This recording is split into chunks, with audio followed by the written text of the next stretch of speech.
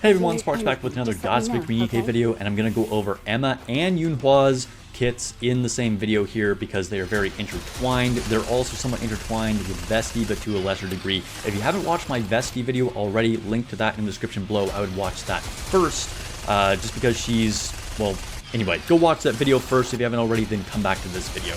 It'll make a little more sense. So, Emma tactical upgrade, and yeah, she got a tactical upgrade. Emma has always been kind of a low-key favorite of mine ever since launch. I loved using her in Arena. She had a really good Christmas skin that was one of the first skins I ever bought, and I love the upgrade. Emma looks great, but is she actually great? So let's go ahead and take a look at her skills. What I do like about all of these new tactical upgrade versions is that they stay like the same type of unit they were before, just more updated and better. So again, she is a burst 1 support with an MG, and she is code fire. And both her and Eunhwa have this wall of text syndrome, unfortunately. But let's go ahead and take a look at her skill 1. Notably an update for her compared to her old version, she is 20-second cooldown. However, you might want to end up using 2 burst 1s in the squad anyway. But anyway, I'm getting ahead of myself. So skill 1 is called Environment Setup. Activates at the start of the battle, affects self, environment setup.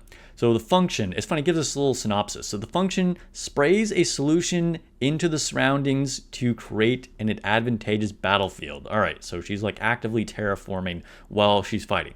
Effect 1, damage taken goes up by 3.9% for 10 seconds. And then that affects all enemies. Honestly, they made this more confusing than it needed to be.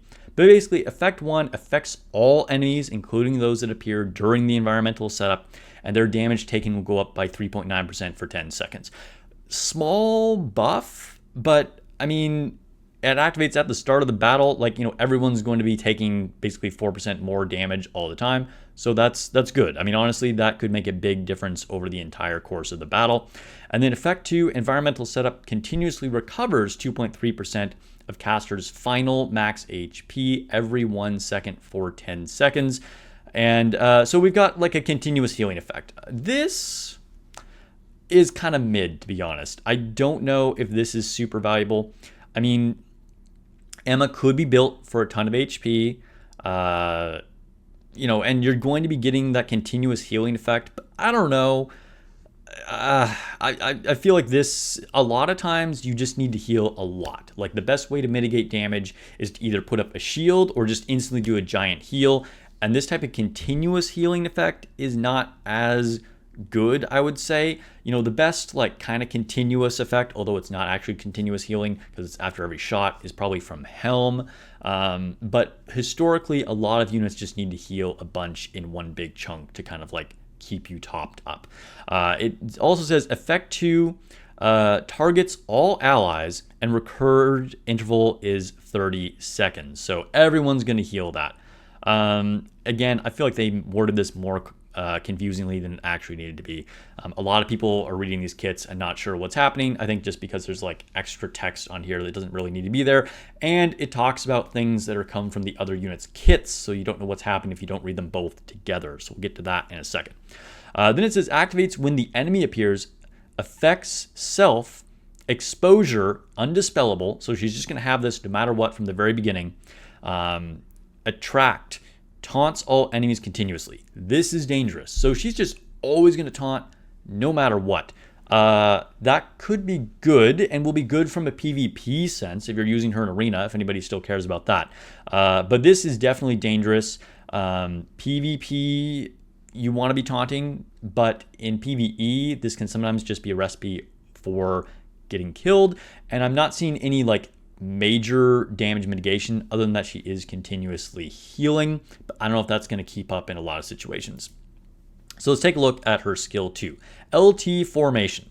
So you're going to see that she has this LT formation, and then Eunhwa has her own formation buff, and they can like switch back and forth, and they also affect Vesti to give her the buffs that I talked about in the previous video. So LT formation activates only if self is alive. I mean, it's funny that they think they need to clarify that, but okay. So as long as she's out there, It says issues a battle advantageous tactics to targets. So effect 1 affects all allies from the same squad. So that's going to affect, Eunhwa and Vesti, and presumably their original forms. I don't know if that's going to be relevant at all, but they're all from Absolute Squad. So you could combine this like with herself and with the old versions of Vesti and Eunhwa. That's something interesting to play with. But anyway, so affects the whole squad, and critical damage goes up by 23% continuously. Also affects all allies. Projectile explosion damage goes up 2.3% continuously. So that's going to obviously benefit Vesti, but also Eunhwa later on, as we'll see. And then bonus effects when applying AS formation to self. So this comes from Eunhwa, okay? So when Eunhwa applies AS formation, affects all allies, true damage goes up 30% continuously. Affects all allies, projectile explosion damage goes up 3% continuously. And exposure activation disabled continuously. So remember, exposure is what gives her the taunt, okay? So she's going to stop taunting when she gets the AS formation. So that's kind of interesting. And then affect self, recovering interval of environmental setup goes down 20 seconds continuously. So instead of happening every 30 seconds, that's going to drop to only 10 seconds. So that's going to be pretty significant. I don't know how good this is, to be honest. I don't know. There's a lot going on and a lot of things are intertwined. My instinct is to say that this is okay. I don't think this is going to be anything amazing. This might be a case where, the total is greater than the sum of her parts. She does have a lot going on. A lot of small advantages can add up. I don't know. It's hard to evaluate without testing, even once I have a clear understanding of the skills, which I had to read a couple times. It's still, I think we have to test them to really see how good these are, which is sort of the case with all units, to be honest. And then her burst skill, only 20-second cooldown, which is good. Battlefield formation affects all allies. Battlefield formation attack goes up by 40% of caster's attack for 10 seconds. 40% is a lot. Unfortunately, it's only off a base attack. She's also a supporter, so that base attack isn't going to be super high. Enhances environment setup. So this is kind of the big things. Function, enhances environmental setup, duration 10 seconds. So effect 1, damage taken multiplier of environmental setup is scaled by 100%. So instead of doing 4% or 3.9%, we're going to do almost 8%. That's really, really good. And then targets all enemies. And then 2%, effect 2, potency of HP restored up 29%. That's going to be way bigger heals. So, and it affects all allies. With her burst giving this healing buff, like this is not super great healing, right? Only 2.3%. But if we're doing this at like 30%, that's a lot of healing, and she is going to do this every 20 seconds. So this makes her a way more effective healer, and it does make the taunt less scary. So I think Emma's probably actually pretty good, but like nothing incredible. The big problem here is that there's no cooldown reduction, right? So we're to the point in the game where cooldown reduction is expected to be in a top tier, right? There's really no room. The only exception to that is kind of the shotgun squad because of the extended burst duration if you're using Bunny Soda. But really, in every other scenario, you need the burst cooldown, which means you're either doing her with another burst 2 or you're doubling up on burst 1s. But then since she's 20-second cooldown, like you're gonna have to be trading off, you're only picking one burst 1 to use, so you're probably gonna want to double up on your burst 2s to get your burst cooldown reduction, and that just doesn't seem great. So the fact that you don't have burst cooldown reduction and she has the taunt, this really feels like she's more of a PvP unit, which was what she was in her original form as well. But again, I think there's a lot of testing that needs to be done here to fully understand just how all this is going to play out in the real world and, how effective these things really are. Pretty strong effects, but I don't know. I want to say this could be better, but now let's see like how she interacts with Eunhwa, because keep in mind her skill 2 changes a lot from getting this AS formation. This is what gets a lot more true damage, explosive damage, and stops her from taunting. So now let's take a look at Eunhwa. We'll take a look at her battle animation here right away. She might have the biggest glow up of all 3 units. I think Eunhwa looks amazing. I'm a big fan of her redesign. She got a more flattering haircut. She's hiding that 5 head with her bangs. Someone gave her a new style. She's looking a little hoey, but you know, that's why we're here in Nikke, right? So her new animation is pretty cool. The new stance. She has a conveniently split jacket in the back with the long tails. Let's take a look at her burst skill animation. 1 second. I'll be back soon. Hello? There we go. This is badass. She comes out of camouflage, hits hard, and then you see like a little bit of the jiggle there. And she's basically just like buffing through the whole thing here. So let's take a look at what her actual skills do. So again, staying true to her original design, she is a burst 2 attacker with a sniper rifle. This time she is a skill cooldown of only 20 seconds, and she is fire code. So skill 1, camouflage scarf, activates when using burst skill and affects self. Camouflage prevents self from being the target of single targets. So she still can take AoE damage, but she cannot be targeted, lasts for 5 seconds, and loses the effect when she takes damage. So she's going to come out of camo if she's hit with an AoE. Activates when performing full charge attacks, affects self when entering full burst. So she, as long as she's full charging, she's going to stay in camo. And then it says camouflage prevents self from being target of single target attacks for 5 seconds, loses effect when the caster takes damage. This is another thing where it's like, did they need to like say this twice? I mean, yes, activates when using full burst and then activates when performing full charge, but they could have just listed that as the 2 triggers and then said the effect once. Like, we don't need this much text, guys. And then it says activates when in camouflage status, affects self. Normal attacks deal true damage continuously. True damage up 42% continuously. So this is a lot of true damage. Now, Vesti came with her own built-in true damage buffer. Eunhwa maybe is going to benefit from using someone like Frima or another true damage buffer to do, you know, more damage. That said, are you really going to use a true damage buffer just to increase the damage on your burst 2 unit?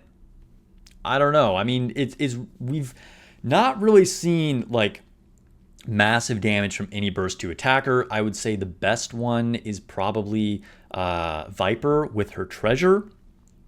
But, you know, historically, burst 2 attackers have been disappointing and not been like a major source of damage.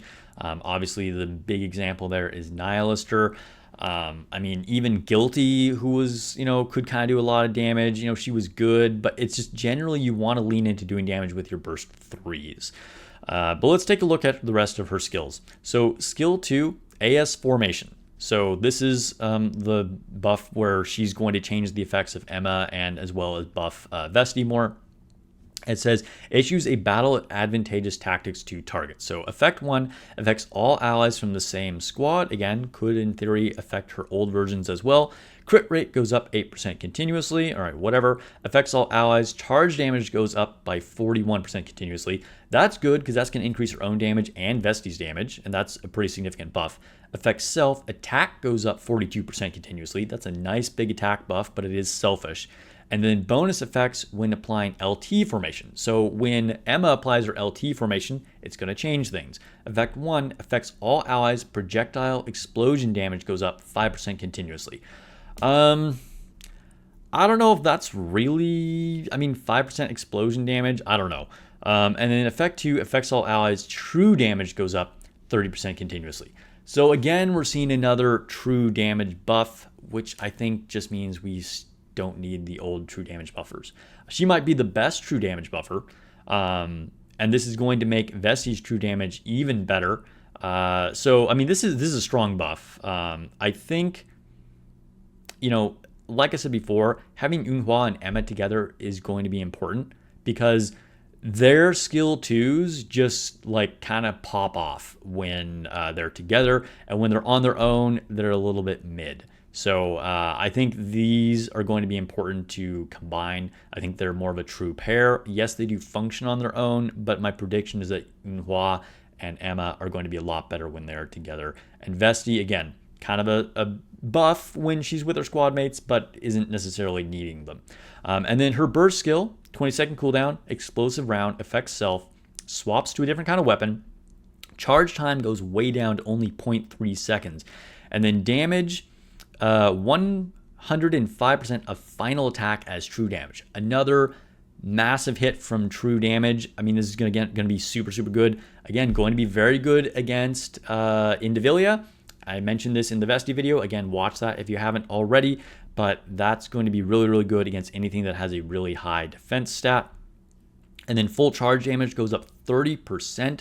I mean, 300%. That's a massive full charge damage buff. Max ammo capacity, only 1 round. Special note, fires an explosive bullet, dealing area of effect damage and additional effect. So basically, this is like she changes to a rocket launcher, more or less, for her burst. And then target, targets hit effect explosive round damage taken goes up 27% for 10 seconds. So they're just going to take 27% more damage from Vesti, or any explosive damage that you're doing, but obviously Vesti is the intention here. So definitely going to buff Vesti a lot. I feel like, again, Eunhwa and Emma are the most important to have together, and then having Eunhwa for Vesti is going to be more important than having Emma for Vesti. And obviously if you have all 3 together, they're going to be at their best, but we still don't have any burst cooldown reduction, and I just don't know, like, what do we add with them? You know, if we're leaning into fire, obviously some really strong picks here are going to be like using Rappy and then maybe throwing in Fire Ray as a fire damage dealer, or Modernia as an off burst with Rappy and Vesti. Or, you know, we could go leaning into like more like rocket launcher explosive damage. Shout out to power if anybody has power. Probably not the best thing to be doing there. But yeah, so I don't know. It's interesting. I have to say, just on a slightly different note, you know, outside of just whether these units are actually good or not, you know, dual units are a cool design space, and it's fun to have some of those, but I've always said that we want a limited amount of those, because having units that need another unit is kind of dangerous. And now having a trio is, you know, just that ramped up even more. And we want to be able to, the flexibility to use different units in different combinations and not feel like I have to pull 2 other units if I pull one of them, right? So that's kind of dangerous. And just with how many banger events and amazing units they've been putting out, the resources are really, really strained. I talked about this a lot on stream. You can check that out. It's my most recent stream from yesterday. How just like there can be too much of a good thing, and people are going to have this fatigue. Even if you're a whale, just it gets to be a lot. But I don't know. Let me know your thoughts. Hopefully, I clarified how their skills actually work here. You know, they're all pretty solid units, but I wouldn't say they're going to be like the next like most OP thing. So if you do just need to wishlist them, don't feel too bad. And I think the priority is probably Vesti, then Eunhwa, then Emma. And then if you're going from a purely design perspective, flip that and reverse it. But yeah, all right. So subscribe for more Nikke videos, guides, analysis, news, etc. I am an official Nikke content creator. Link to my community Discord in the description below, as well as that Vesti video, and I'll catch you guys in the next video and on stream.